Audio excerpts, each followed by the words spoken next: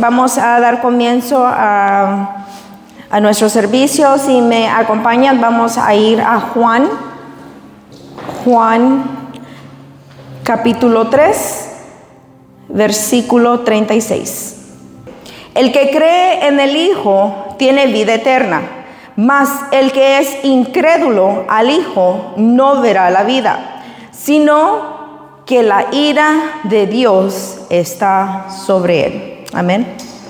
Me llamó mucho la atención este versículo porque dice que el que cree en él tiene vida eterna, mas el que es incrédulo al Hijo no verá la vida.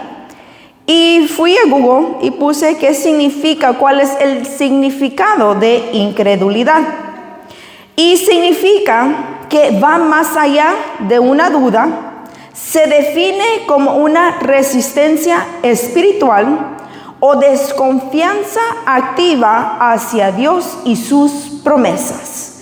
Entonces, muchas veces pensamos que el mayor enemigo que nosotros tenemos es Satanás. Pero el mayor enemigo que nosotros tenemos como creyentes, como hijos de Dios, es la incredulidad. Porque podemos nosotros estar aquí en la iglesia, podemos nosotros orar, podemos nosotros hacer lo que hacemos, pero en la profundidad podemos tener incredulidad. Entonces es una lucha humana. Como un creyente puede tener fe, pero a la misma vez está batallando con esas dudas internas. Cuando Dios nos dice o nos manda a hacer algo, muchas veces vienen dudas internas. Entonces hagan de cuenta que son como dos fuentes adentro de nosotros peleando. Una que está creyendo lo que Dios está diciendo, pero a la misma vez viene el contra a ponerte duda a lo que Dios te está mandando a hacer. Entonces ese es el mayor riesgo o el mayor enemigo que nosotros como creyentes tenemos. Que podemos caer no nada más en duda, porque hay una diferencia. Hay una diferencia en tener dudas y tener incredulidad. Entonces, ¿cuál es la diferencia? La diferencia que es una duda es básicamente humana. Es algo que nosotros podemos, ¿cómo les puedo decir? Es una lucha que nosotros tenemos por creer lo que Dios nos ha dicho. Ahora, la incredulidad afecta muchas áreas en nuestras vidas de manera directa. ¿A qué me refiero? ¿Por qué directa? Porque está atacando la confianza que nosotros hemos puesto en Dios. La incredulidad viene y ataca la confianza que nosotros hemos puesto en lo que Dios ha dicho. La incredulidad ataca a lo que Dios nos ha mandado a hacer, a la confianza que nosotros tenemos, a decir, ¿sabes qué, Señor? Yo no sé qué es lo que me estás mandando a hacer, pero yo estoy creyendo en ti, y uno está caminando agarrado de la mano de Dios. Pero a la misma vez vienen esas dudas, viene esa duda que cómo le voy a hacer, está bien lo que estoy haciendo. Entonces todo eso es una batalla interna que cada ser humano tiene. La incredulidad es una decisión del corazón de no confiar en la palabra de Dios. Entonces ahí está la diferencia. La duda es como que uno está dudando de cómo le voy a hacer. Pero la incredulidad es ya ¿cómo les puedo decir? Ya es una decisión que el corazón está tomando. A pesar de lo que Dios te está diciendo, tú te estás negando a hacerlo. Entonces no es porque tenemos duda en ese punto, sino porque ya no estamos creyendo en lo que Dios está diciendo. ¿Me entienden? Entonces, tener preguntas es de humanos. Si nosotros nos cuestionamos, es de humanos. Pero ahora, si ya no estamos creyendo o estamos pidiendo pruebas para que el Señor confirme de lo que Él nos está mandando a hacer, ahí viene ya lo que es la incredulidad. Algunas consecuencias de la incredulidad son bloquea las bendiciones, y más adelante vamos a ver cómo es que cuando nosotros estamos incrédulos a algo, eso mismo bloquea nuestras bendiciones. Produce endurecimiento en el corazón, ¿Por qué? Porque ya no estamos obedeciendo, ya no estamos creyendo. Entonces nuestro corazón se va endureciendo. Y mientras nuestro corazón se va endureciendo, ahí es otra cosa que se activa, que es la desobediencia. Porque cuando nosotros ya no estamos creyendo, nuestro corazón se endurece y ya no estamos haciendo lo que al Señor le place, a lo que el Señor, a obedecer al Señor, sino que ahora se activa también la desobediencia. Y en el versículo que leímos al principio, si ustedes notan, hay muchas versiones que dice la desobediencia en vez de incredulidad, que viene siendo viene agarrado de la misma mano. Como les digo, si nosotros no estamos creyendo y estamos incrédulos, a la misma vez estamos activando la desobediencia porque no estamos caminando en fe. El Señor nos dice, vete a la derecha, pero nosotros estamos incrédulos a que Dios no está diciendo camina a la derecha. Nosotros en nuestro propio entendimiento, en nuestra propia lógica decimos, no, es que para la derecha no es que cómo voy a ir a la derecha, es que Señor mira esta circunstancia, mira lo que está pasando alrededor de mí, mira esto, mira el otro, y ponemos muchos factores y muchas excusas a decir, no, es que el Señor no me está diciendo que cruce a la derecha, voy a ir por la izquierda. Entonces en ese momento que nosotros tomamos la decisión de no ir a la derecha pero ir a la izquierda, ahí estamos nosotros activando la desobediencia. Y eso produce un estancamiento espiritual. Vemos el pueblo de Israel. Ellos porque no creyeron lo que Dios estaba haciendo. A pesar de que ellos miraron los milagros, los prodigios, miraron cómo Dios hizo las 10 plagas, cómo atacaba al pueblo de Egipto y no atacaba a Israel. Vemos todo lo que el Señor les proveyó en el desierto. A pesar de todo eso, esa generación fue una generación incrédula. Y por eso dice la misma palabra que ellos no entraron a la tierra prometida porque no creyeron. No es que dudaron, sino que no creyeron. Por la incredulidad de ellos no pudieron entrar a la tierra prometida. Ahora acompáñenme a Lucas 1, versículo 20. Lucas 1 al 20. Y he aquí, te quedarás mudo y no podrás hablar hasta el día en que todo esto acontezca, por cuanto no creíste mis palabras, las cuales se cumplirán, a su debido tiempo. ¿De quién está hablando la Biblia acá? Está hablando de Zacarías. Zacarías era un sacerdote. En este instante que estamos leyendo, Zacarías estaba ofreciendo incienso, estaba quemando incienso en el templo. Pero vino el ángel y le está hablando a Zacarías. Te dice, yo he escuchado tu oración y yo he escuchado tus peticiones. Y Jehová me ha mandado a decirte que tus oraciones han sido contestadas.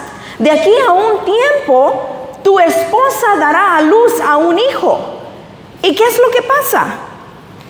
Zacarías, recordemos que él es un sacerdote que está en la presencia de Dios, que está adentro del templo y le cuestiona al ángel, ¿cómo es esto? Viene Zacarías, siendo un sacerdote, orando por una petición, y cuando Dios se la contesta, él está dudando de cómo va a ser la promesa. Está dudando de cómo Dios le va a responder a esa oración. Vamos al 18. Lucas 1:18.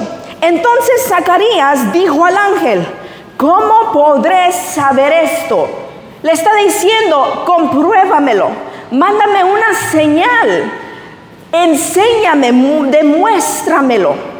Que les digo, ahí él está pidiendo evidencia de cómo Dios va a obrar a favor de él. Entonces Zacarías dijo al ángel, ¿cómo podré saber esto? Porque yo soy anciano y mi mujer es de edad avanzada.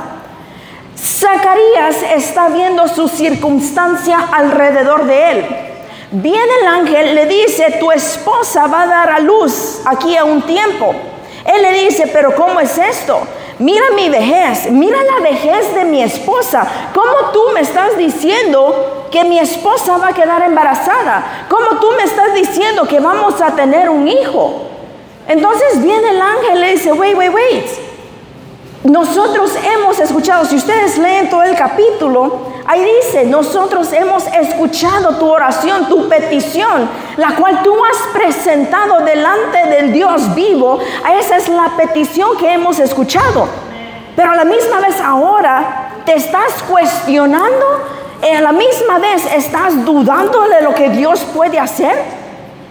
Y eso me voló a mí la mente. Es como que estás adentro en el templo, sirviendo, ofreciendo incienso. El pueblo, lean la historia, el pueblo está allá afuera esperando que Zacarías salga para que ellos puedan escuchar lo que Dios le dijo a Zacarías.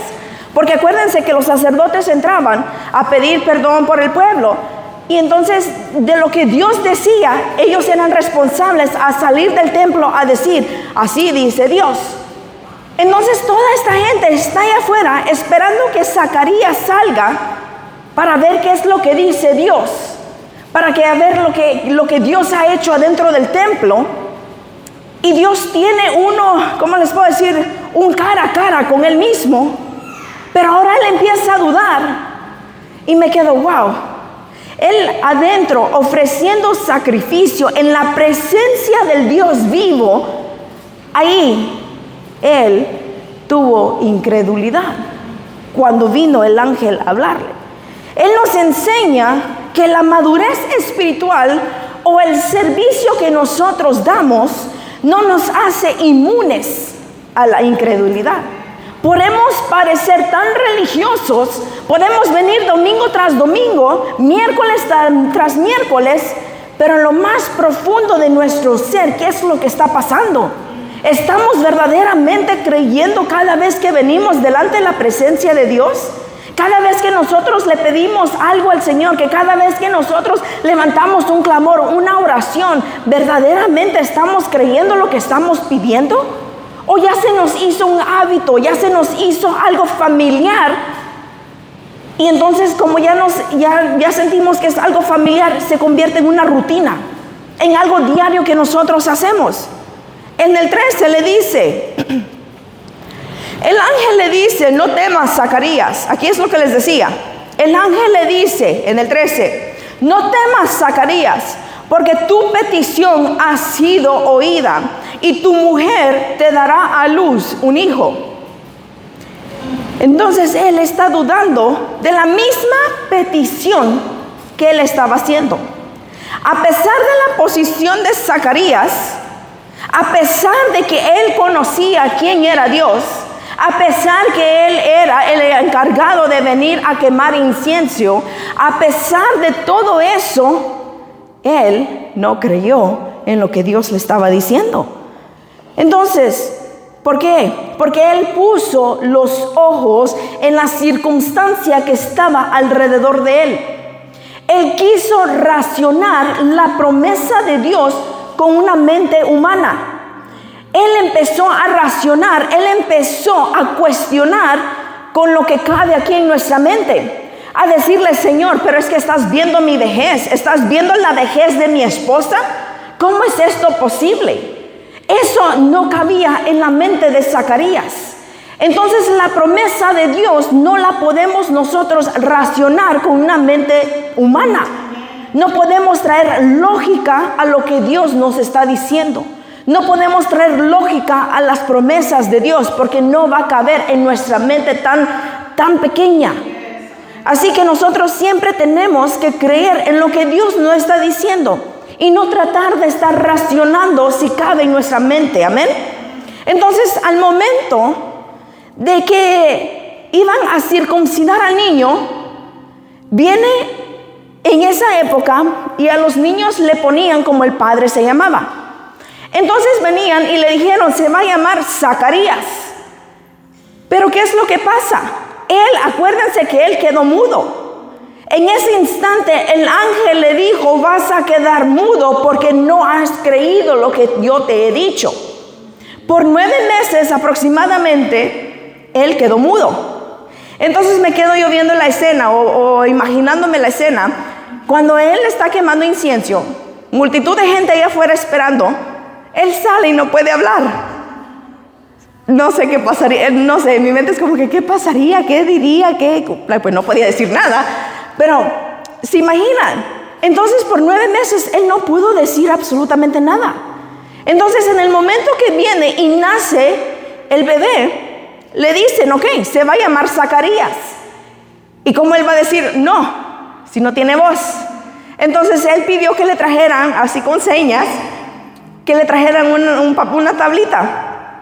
Y ahí él escribió, el niño se llamará Juan. Y en el punto que él terminó de escribir eso, el habla le regresó.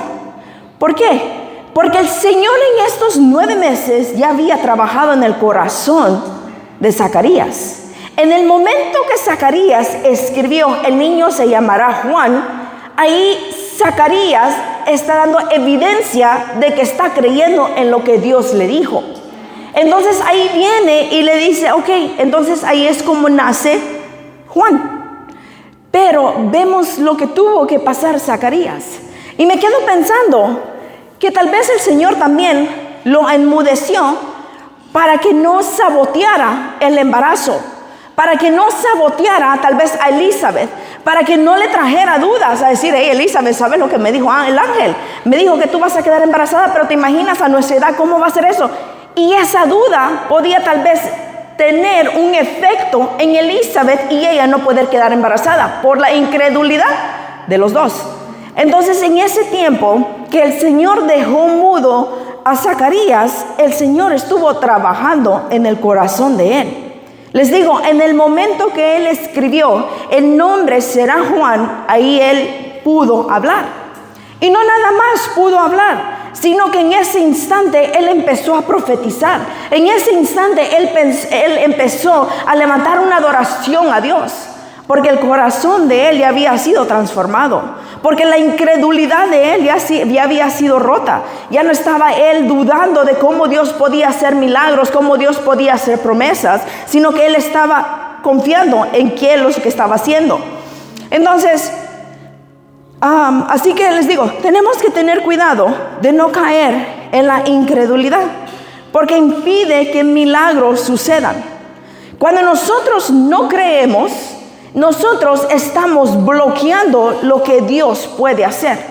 Si vamos a Mateo 13, 58. Y no hizo muchos milagros ahí, a causa de la incredulidad de ellos. ¿Qué es lo que está pasando acá? Jesús está en Nazaret, pero él no pudo hacer muchos milagros. No porque Jesús no podía. Porque si nosotros leemos bien la Biblia, dice que cada vez que Jesús se aparecía en un lugar, milagros sucedían, prodigios pasaban. Pero no es que él no quiso o no podía hacer milagros, sino que la gente que estaba en ese lugar no creía en lo que él tenía. Familiarizó mucho a quién era Jesús, porque decían, ¿no es el hijo del carpintero? Entonces están diciendo, ¿cómo el hijo del carpintero va a venir a sanar a un ciego? ¿Cómo el hijo de un carpintero va a venir a levantar a un paralítico? Entonces, porque ellos tenían incredulidad, dice la palabra que Jesús no hizo muchos milagros. Porque donde está la incredulidad, nosotros mismos levantamos una barrera a no creer lo que Dios puede hacer. Y esa barrera es lo que está impidiendo a que muchos milagros no acontezcan en nuestras vidas. Por eso les digo, nosotros tenemos que examinar nuestras vidas espirituales a cómo estamos. Porque nosotros podemos estar como Zacarías dentro del templo, pero a la misma vez no creyendo en lo que Dios puede hacer. Entonces tenemos que examinarnos. ¿Por qué podemos caer nosotros en incredulidad? Uno, podemos caer porque pensamos que somos autosuficientes. Podemos pensar que nosotros podemos con todo. Puede ser nuestro orgullo. Puede ser que nosotros creemos que tenemos el control absoluto de nuestras vidas y nos impide, ¿cómo les puedo decir? Nos impide rendirnos a lo invisible. Muchos de nosotros nos vamos guiados por nuestros ojos, pero cuando no miramos una circunstancia, aunque Dios está diciendo sí va a pasar, pero uno como no lo está viendo físicamente dice, no, es que no va a pasar. ¿Cómo va a pasar? Porque no tenemos tal vez la confianza de rendirnos a lo invisible, porque es muy difícil.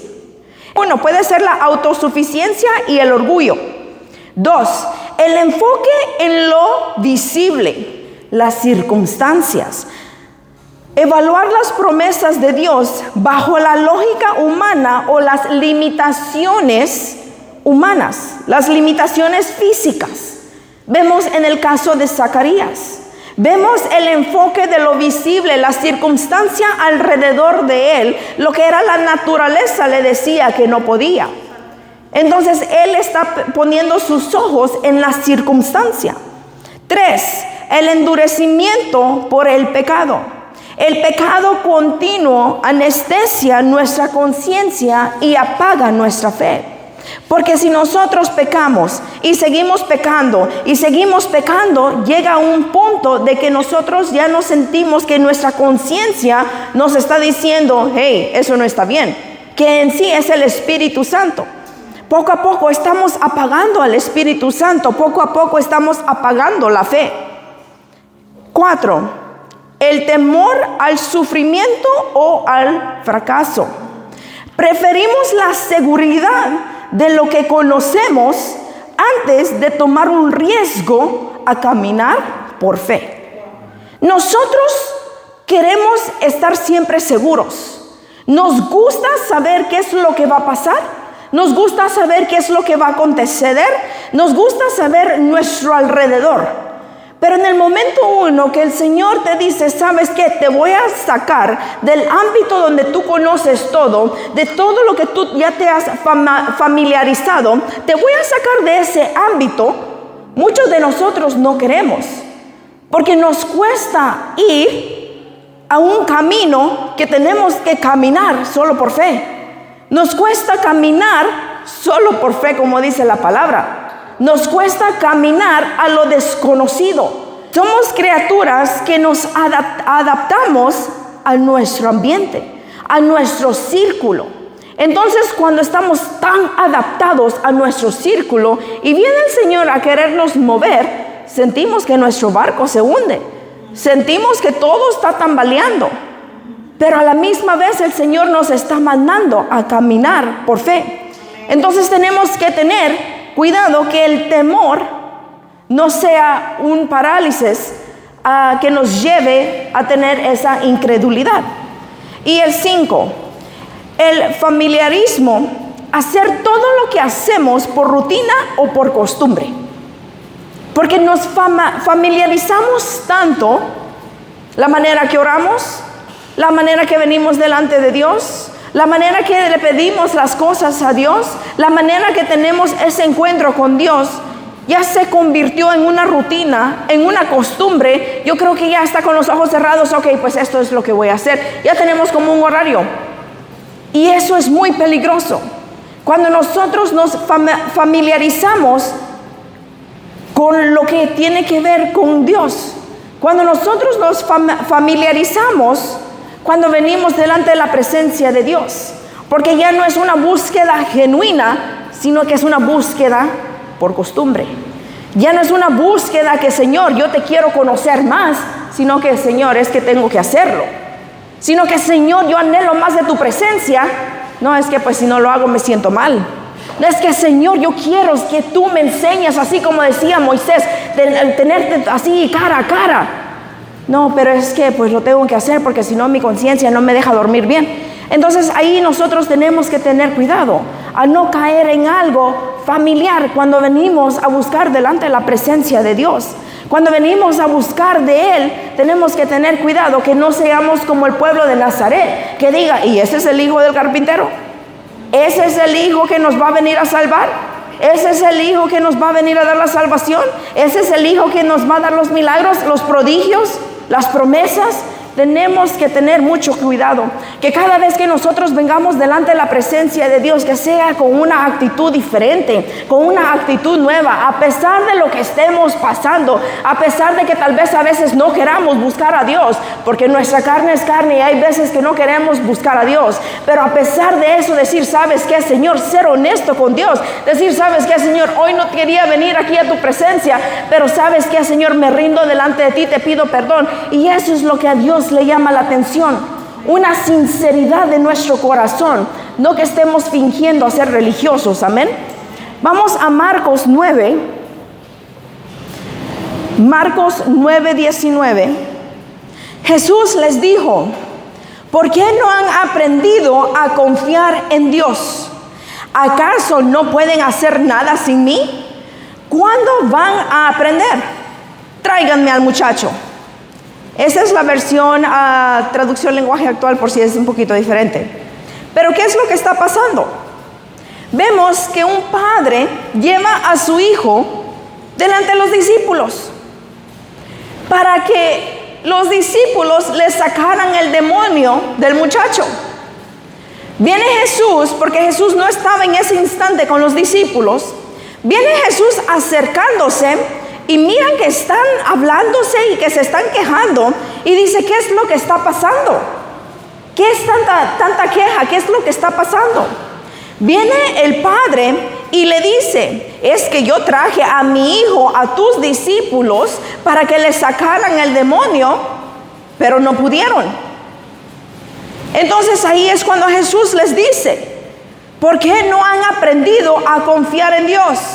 ¿Acaso no pueden hacer nada sin mí? ¿Cuándo van a aprender? Entonces vienen los discípulos y no pudieron sacarle el demonio al muchacho. ¿Por qué no se lo pudieron sacar? Por incrédulos. El 20. Enseguida se lo llevaron.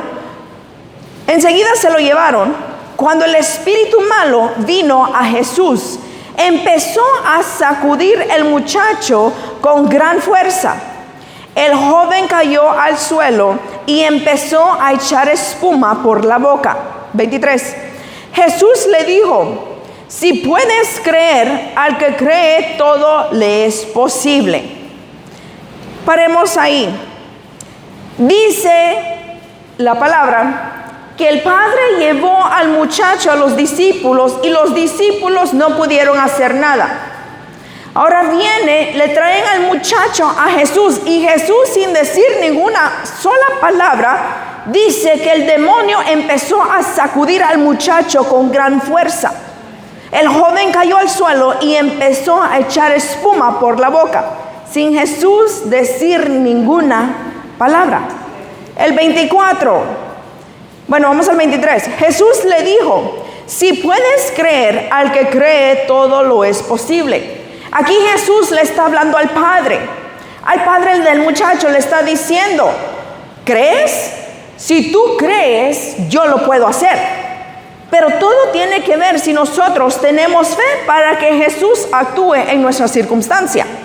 El 24 le dice, inmediatamente el padre del muchacho clamó y dijo, creo, ayuda mi incredulidad.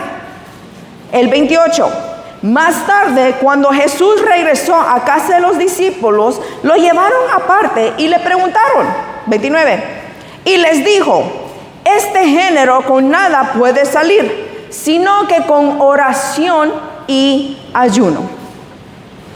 Jesús viene y le pregunta al padre, ¿crees que el muchacho puede ser libre? El padre honestamente le dijo, creo, pero en cierta manera también tengo incredulidad. Creo que lo puedes hacer, pero tengo duda. Creo que lo puedes hacer, pero no estoy seguro. Creo que lo puedes hacer, pero a la misma vez hay algo interno dentro de mí que está peleando con lo que yo creo que tú puedas hacer. Entonces le dice, creo, pero ayuda mi incredulidad. Cuando viene el padre de este muchacho a ser honesto con Jesús, eso no impidió a Jesús a no hacer el milagro. Jesús no le dijo al padre, no, ¿sabes qué? Porque no has creído, no te lo voy a hacer. El hombre le está diciendo, creo, pero tengo incredulidad dentro de mí. Pero a la misma vez Jesús está haciendo el milagro. ¿Por qué? Porque el hombre, el padre del hijo, fue honesto con Jesús. Y por la misericordia que Jesús tuvo, Él hizo el milagro. Pero Él lo que está pidiendo es la honestidad de cada uno de nosotros. Así como así como el Padre fue honesto ante Jesús, ahora vemos la diferencia. Cómo los discípulos no fueron honestos. Cómo los discípulos se pintaron religiosamente a decir, sí, nosotros podemos sacar el demonio, tráigamelo para acá. Y no pudieron.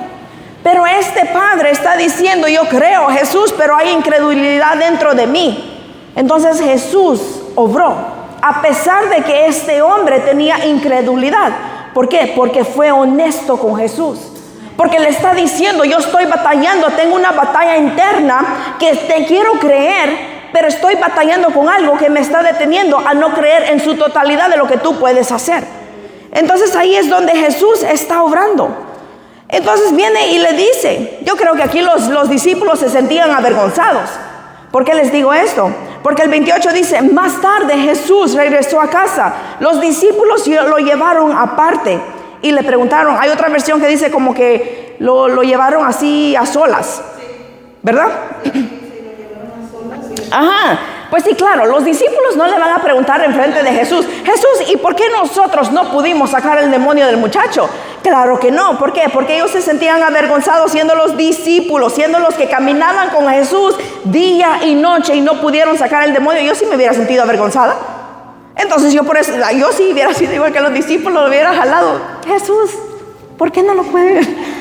Ay, no. Entonces dice el 28, más tarde, cuando Jesús regresó a casa, los discípulos lo llevaron aparte y le preguntaron, el 29, y les dijo, este género con nada puede salir, sino que con oración y ayuno.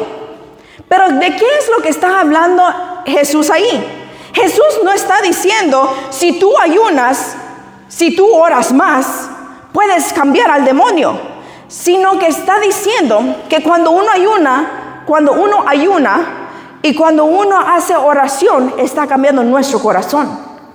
Porque ahí en sí no está hablando el género que es el demonio, sino que está hablando el género de la incredulidad de los discípulos. Le está diciendo, este género, esa incredulidad que hay en ustedes, no sale con ayuno y oración.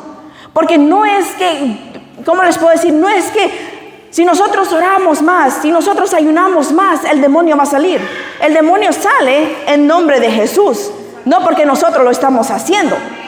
Pero le está diciendo a los discípulos, este género no sale con ayuno y oración, pero es el género de la incredulidad. Porque entre más nosotros ayunamos, entre más nosotros hacemos una oración, esa incredulidad que hay en nosotros viene a menguar, viene siendo más Él en nosotros y nosotros empezamos a morir a nuestro yo. Nosotros empezamos a morir a nuestra lógica humana. Nosotros empezamos a morir a nuestro razonamiento humano. Nosotros empezamos a morir a lo que miramos alrededor de nosotros, a nuestras circunstancias. A eso nosotros empezamos a morir cuando nosotros hacemos ayuno y oración.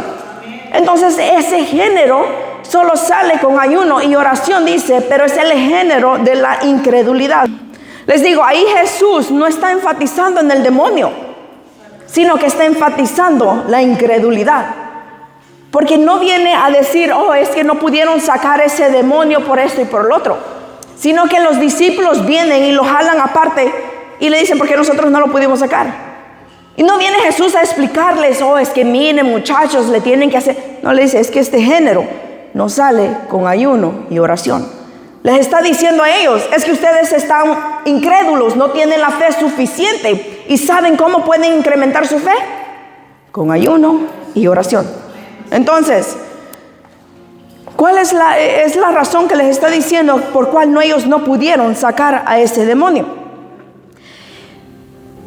Pero les digo, me llama mucho la atención que cuando Jesús le pregunta al Padre, el padre fue tan honesto a decirle, ¿sabes qué?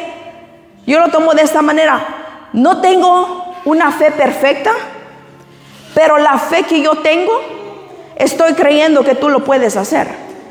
Cada uno de nosotros hemos sido entregados una medida de fe. Cada uno de nosotros tenemos diferentes clases de medida de fe. Pero ¿cuál es nuestro trabajo? Nuestro trabajo no es de quedarnos con esa medida de fe. Cada uno de nosotros puede ser pequeña, grande, gigantesca, enorme. Cada uno tiene un nivel diferente de fe. Pero nuestro trabajo es de, ¿cómo les puedo decir? De seguir avanzando en nuestra fe.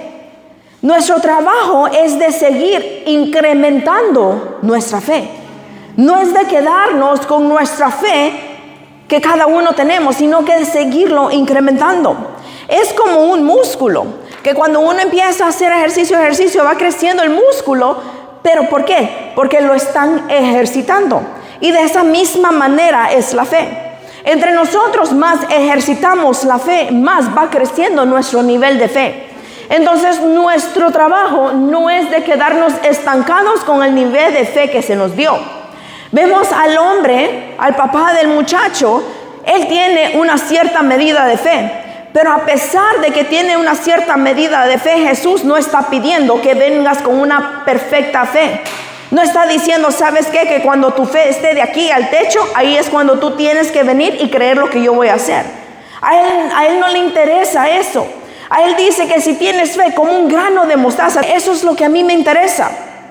Que tengas fe como un grano de mostaza para que así tú mires lo que yo puedo hacer. No te estoy pidiendo que tengas una fe perfecta. No te estoy pidiendo que digas, ay, ¿sabes qué? Es que sí, yo ya me siento perfecta y hoy sí, como ya me siento perfecta, hoy sí vengo delante de ti. El Señor con nuestras imperfecciones, así como el padre del muchacho, imperfecto, pero honesto, le está diciendo a Jesús, yo creo, pero tengo incredulidad. Y Jesús obra, porque el hombre, el del papá, fue honesto con Jesús. Nos enseña que tenemos que actuar con la medida de fe que cada uno tenemos. No tenemos que esperar, les digo, a tener una fe perfecta para nosotros caminar. Para caminar en lo desconocido que muchas veces nos cuesta porque es algo invisible que no podemos ver con nuestros ojos naturales. Vemos que la respuesta de Jesús no está pidiendo la grandeza de fe del Padre, sino que es una misericordia que Jesús tiene. Que por misericordia, porque fuiste honesto conmigo, por misericordia estoy aquí. Por misericordia yo voy a actuar a tu favor. Por misericordia yo estoy peleando tus batallas. No es porque lo merecemos o no es porque tenemos una gran fe, sino que venimos delante de Dios con una fe como un grano de mostaza a decirle, ¿sabes qué, Señor? Te lo entrego todo y tú eres el que peleas por mí. Así que cuando nosotros dudemos, es importante de venir delante del Señor. Y les digo, ser honestos, no nada más con nosotros mismos, sino que ser honestos con el Señor. Ser honestos, decirle, ¿sabes qué? Me falta fe. ¿Sabes que en estos momentos mi fe está decayendo? ¿Sabes que en estos momentos estoy viendo las circunstancias como Zacarías? ¿Sabes que en este momento yo no estoy creyendo al 100% de lo que tú estás diciendo? ¿Sabes que, Señor? Yo sé que ya me lo dijiste, me lo volviste a repetir, me lo confirmaste, Señor, pero mi fe está menguando. Eso es lo que el Señor quiere de nosotros, que nosotros vengamos a confesar que nuestra fe está debilitándose, para que Él nos siga dando esa fortaleza para seguir avanzando, para que esa fe que está menguando venga y el Señor nos empuje a tener un poco más de fe. Entonces Jesús prefiere tu honestidad antes que una religión perfecta. Jesús prefiere que tú seas honesto a pretender que eres perfecto. Jesús prefiere que seas honesto en vez de que sea decir, ay sí, no es que como yo ya voy a la iglesia yo soy perfecta, ay no, como yo hago esto yo ya soy perfecto, no, como sabes que me han pasado tantas pruebas, ya mi fe incrementó demasiado. No, eso no es lo que busca Dios. Dios sea que nosotros seamos honestos con la medida de fe que cada uno tenemos, con la medida de fe que a veces, muchas de las veces dudamos. Muchas de las veces decimos, Señor, ¿cómo vamos a hacer? ¿Cómo le vamos a hacer, Dios? Pero no es nada más de que nos quedemos a preguntar cómo le vamos a hacer, sino que seguir caminando, a pesar de que no sabemos qué va a pasar, a pesar de no saber, porque les digo, somos criaturas que nos gusta saber paso a paso de lo que hacemos. Pero cuando Dios nos saca de nuestra zona de confort, ahí es donde Dios está viendo tu fe. Ahí es donde Dios está incrementando tu fe. Porque cuando nosotros nos quedamos estancados, estamos causando estancamiento espiritual también. Vamos en Hebreos, y ya con esto termino. Hebreos 12:2. Puestos los ojos en Jesús, el autor y consumador de la fe. La incredulidad crece cuando miramos nuestras circunstancias y se vence cuando nosotros fijamos nuestros ojos a Jesús. Vemos el ejemplo de Pedro cuando él caminó sobre el agua. Dice la palabra que él empezó a caminar y tenía sus ojos fijos en Jesús, pero que vino un viento, y entonces que volteó a ver el viento y fue donde se empezó a hundir. Y de esa misma manera cada uno de nosotros tenemos que recordar que nuestros ojos no están puestos en las circunstancias que estamos viendo alrededor de nosotros. Nuestros ojos tienen que estar puestos en Jesús. Porque si nosotros ponemos nuestros ojos a nuestras circunstancias, nos vamos a estar ahogando. Porque vamos a decir, es que con esto yo no puedo. Nos vamos a hundir como Pedro en el agua. Porque vamos a decir, ¿cómo es esto posible? ¿Cómo es esto? Yo no sé, me imagino que Pedro así como que, ¿cómo es esto posible? Que estoy caminando en el agua y ¡plum! Se empezó a hundir. Y de la misma manera cada uno de nosotros. Nosotros no podemos quitar la mirada de Jesús, porque si nosotros ponemos nuestra mirada en las circunstancias, nuestras circunstancias van a hacer que nosotros nos ahoguemos en ellas, porque en nuestro razonamiento, en nuestra humanidad, en nuestra carne, podemos decir es que no podemos con esta circunstancia, podemos decir es que esta circunstancia it's too much for me, es que esta circunstancia es demasiado para mí. Es que esta circunstancia, pero es porque tenemos los ojos puestos en la circunstancia y no en Jesús. Porque cuando nosotros empezamos a tener los ojos puestos en Jesús, venimos y glorificamos el nombre de Jesús. Venimos y decimos, no, gracias Jesús, porque en medio de esa circunstancia, pero Jesús. Entonces nuestro enfoque ya no está en la circunstancia que te estaba ahogando, sino que ahora nuestros ojos están puestos en Jesús. Que así como Pedro vino y le dijo, ayúdame, vino Jesús y lo sacó del agua. Pero se imagina, Jesús viendo que Pedro se estaba ahogando, no dijo, lo voy a sacar, sino que esperó que Pedro le dijera, ayúdame. Jesús no va a venir a tu rescate si tú no lo pides. Jesús te va a dejar batallar. Oh, okay, you think you can do it on your own? You think you can do it? ¿Tú crees que lo puedes hacer con tus propias fuerzas? Perfecto. Aquí estoy. Pero en el minuto 1 que Pedro le dijo, ayúdame, al instante vino Jesús a rescatarlo. Pero antes de eso, Jesús está viendo que Pedro se está hundiendo. Cuando quieras, Pedro. ¿Se imagina? Y así somos nosotros. Vienen esas circunstancias y están haciendo que nosotros nos estemos ahogando. Vemos a Jesús ahí parado. No, nosotros podemos. Es que uno más. Es que yo puedo. No, es que yo soy fuerte. No, es que no. Cuando nosotros le decimos a Jesús, ¿sabes qué, Jesús? Toda esta carga yo ya no puedo porque no me quiero seguir hundiendo. Ayúdame. Ahí es donde Jesús viene and He steps in for you. Ahí es donde viene Jesús a sacarte del agua donde tú te estabas ahogando con tus propias circunstancias.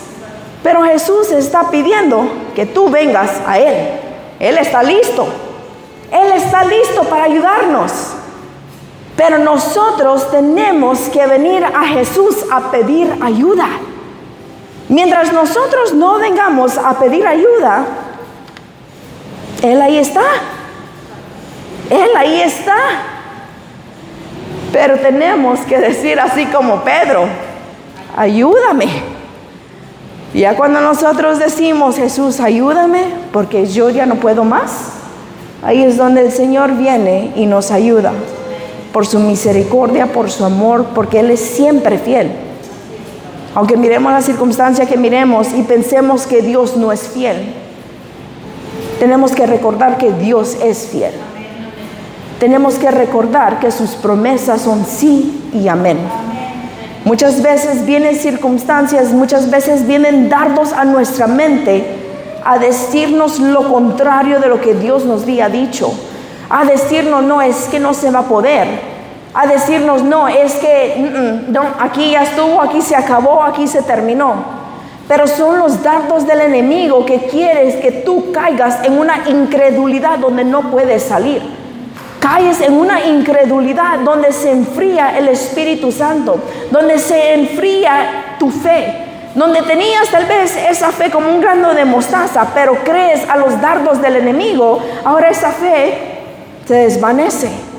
Y les digo, ahí es donde caemos en una desobediencia. Ahí es donde caemos a no escuchar a Dios. Ahí es donde caemos a decir: ¿sabes qué? Yo lo puedo hacer todo. Entonces tenemos que reflexionar y tenemos que meditar cómo está nuestra vida espiritual. Si tenemos fe, ¿qué nivel de fe tenemos? Y aunque sea como un grano de mostaza, seguir caminando y creyendo las promesas de Dios. Amén.